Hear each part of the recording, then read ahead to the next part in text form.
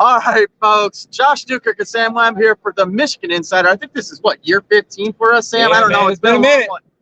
He's my road dog. We all know that. But let's get right into the season. Michigan is your defending national champions. They battled everything last year, and they won it. Now this is a new season. And the new season comes with the controversy, right? No, I won't say controversy. The competition. Yeah. Quarterback competition. Let's get right into it. Davis Warren, right? We're hearing the scuttlebutt that he might be the guy. What are you hearing, Sam? So listen, for the majority of the offseason, the attention has been on Alex Orji, and understandably so. He's the guy that we had seen the most last season. Davis Warren, my bad. Yeah, dynamic offensive, dynamic athlete. Otherworldly athlete. One of the best athletes in the country. He was on the freaks list for Bruce Feldman, and rightfully so.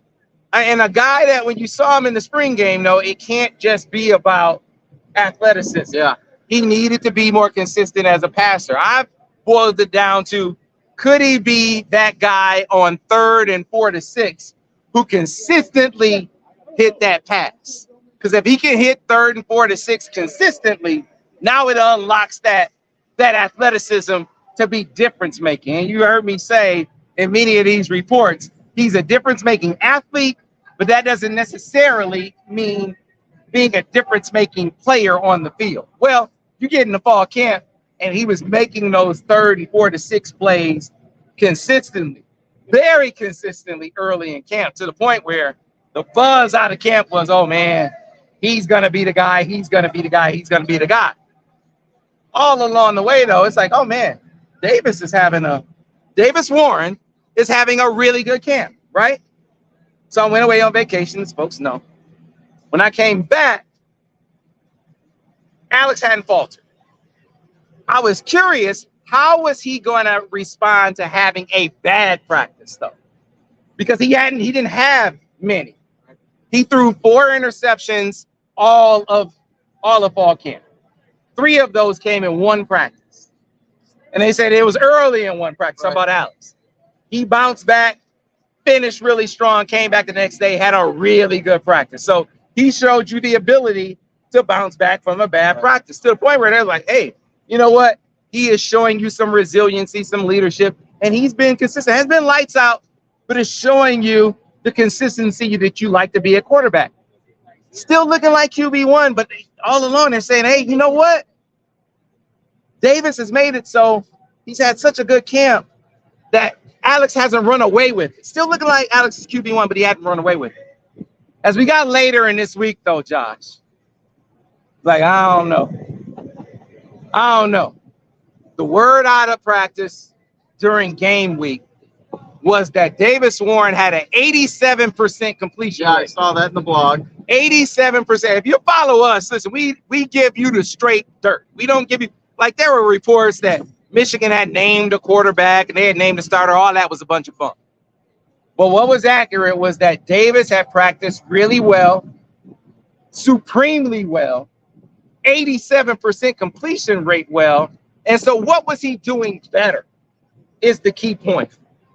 If you listen to the comments on Alex over the years, on Davis over the years, arm talent wise, his arm talent is a lot like JJ. I'm not saying he's JJ McCarthy, but throwing the football, he can sling it. So in drills and 7-on-7, he looks a lot like Jay. He's not the athlete that JJ was. Okay. Nor is he the guy that in actual football stuff, when pressure is bearing down and you got to make plays, he couldn't do any of that, right? But when they got in spring ball, it was like, okay, well, now he's making some plays with pressure in his face. He's stepping away from some pressure, making plays down the field. When they got in camp, now he's doing that a lot more consistently. Getting game week, it's like, oh, boy, whatever is happening, he's still balling at 87%. So I say all of that to say, my gut tells me that Davis Warren is going to be your quarterback. So let me counter this. It's Davis Warren, if he does start, which we assume that he is. My gut tells me Davis Warren is going to be the starter. Do we expect sort of a similar scenario where we got 2 years ago where McNamara? No. How do we expect that? No, this is not a scenario where I think the game is a continuation of the competition, where it's like you go into the game and Cage, you get the first quarter, JJ, you get the second quarter, and let's see what the what the game renders as far as who the quarterback is going to be. Well, do you expect Alex to play? I expect, yeah. So here's how I think it'll break down. Okay. All right. I think that they're going to name Davis Warren the starter. Okay. And I think appreciate it. Thanks a lot. Go Blue. I think Davis is going to be the starter. And I think Alex is going to play a lot. I think he's earned it. I think he's not going to just be a package guy being Alex. I think he's going to get in the game. He's going to throw. What's up? Go Blue. Go Blue. I think he's going to get in there and they're going to throw. He's going to throw passes. He's going to run the offense for a couple of reasons. It's not just because he's earned it. He's a weapon. I think you got to grizzle your backup, whoever he is. I say it was the other way around. I think they would play Davis too, because you got to get that guy some snaps because neither one of these guys have played. You got to prepare him. And the other reason is, what if your starter falters and you need to switch to the other guy? Now you need to have that guy ready, right? So multiple reasons to play the other guy significant snaps in more than just garbage time. So I think Davis is the guy, and I think Alex plays, 3, 4, maybe 5 series in the game. Can we talk a little bit about something else with this game? A topic that I've always been, at least I'm concerned about. I think a lot of people want to know what they're going to look like. I think the straw that stirs the drink isn't going to be necessarily the quarterback. It's going to be the offensive line play. What are you sort of hearing there, and how confident are you that they can come out and show that they're gelled and everything? What are you hearing? So I'm hearing that Evan Link, if you follow our reports, listen, we lay it down better than anybody. We're more accurate than anybody on all this stuff. So if you followed our inside camp reports, going back to the first week of fall camp, we laid Evan Link's name down at that point. And I went to watch Evan in high school, and Evan, I watched him play Nick Harbor. You guys remember Nick Harbor, right? Yeah. And the thing about that matchup was Evan wasn't much bigger than Nick Harbor. Evan was like 270 pounds, maybe, right? So he could always move, but he couldn't move people. Right? Well, Evan, heading into camp, he was maybe 270 as a senior in high school. He's 328 pounds. It's a big boy. Now, so they were talking about Jeff Percy and Andrew Gentry in spring ball, but as they headed into camp, in the first week of camp, the defensive guys, that's who was telling me. The defensive guys like, oh man, it's Evan Link. Evan Link's the guy. That's who game recognized. Yeah, I was hearing it from the defensive guys like, oh man, Link's the dude. Link's the dude. Link's the dude. Link's the dude. And so Link is gonna be Evan Link at right tackle. So another guy, and I know you talked about him. I listened to your show. A guy that I went and saw personally in high school, and I remember I called you, Sam. I said, Dominic Dice, I think he's an offensive lineman, Sam. This guy is not going to play on the defense. I called you. I called it. What is he? Now you're talking about he's going to start Sunday. Yeah. So here's the story. So Dom Jadice, and I sent you to see him.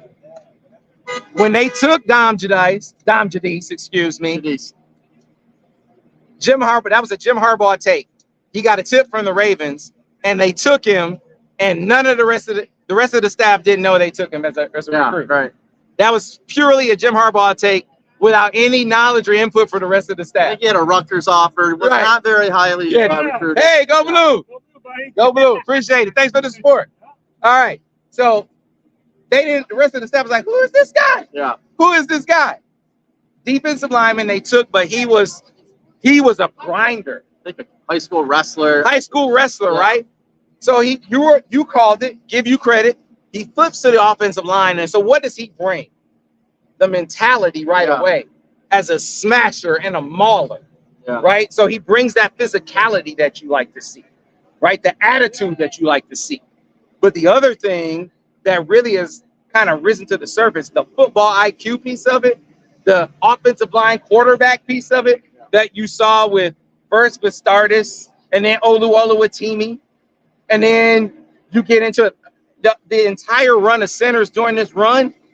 They're saying that he brings a lot of that same thing to the equation. So this is not a situation like at right tackle where I think they were struggling at right tackle, and then Evan Link kind of saw the struggles. I think they weren't struggling at center.